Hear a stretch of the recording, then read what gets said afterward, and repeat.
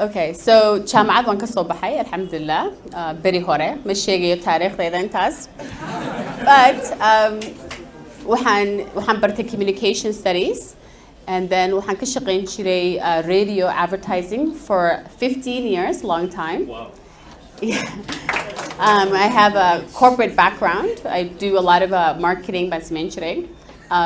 Then I went back to school markaan caruur dhalay baan in yar time qaatay because caruurta hooyo u baahan yihiin guriga in yar la joogta sax maaha yeah so then jaamacadan ku noqday waxaan bartay TV-ga saan ka soo broadcast journalism markaan dhameeyayna YouTube kan bilaabay waxaan ahay hooyo laba caruur baan haystaa laba wiil laba future leaders baan korinayaa inshallah and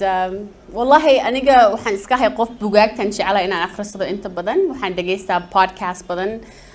interest waxaan ku ahay noloshayda sidaan u horumariyo waxaan ka wadaa maaha lacag iyo waxaas waxaan ka wadaa xaqa diinta the other side because meeshan waa laga tegayaa wax badan baan jecelahay berigii hore inaan wareysi dad badan ka qaado ba markaa diinta iyo wax badan fahamtid noloshaada dhan baa isbedelaya so hadda dreamkayga wuxuu yahay maahaba inaan caan noqdo oo lacag sameeyo waxaa rabaa maxaa ka tegaysaa markaa dhimatid maxaa dadka ku xusuusanayaan and insha Allah hadday dadka ugu xusuustaan waxaan ahaa qof dadka Soomaaliyeed iska jecel inay walaalo noqdaan inay noqdaan dad maanta fahmi kara wadankeeni haddii anaga waxba ka tarin yaa waxna taraya hadda laba wiil baan korinayaa af Soomaali kuma hadlaan anigiiba haddii mar dhaweyd baan af Soomaali si fiican sii baranayaa haddaba maxaa soo socda next generation-ka kale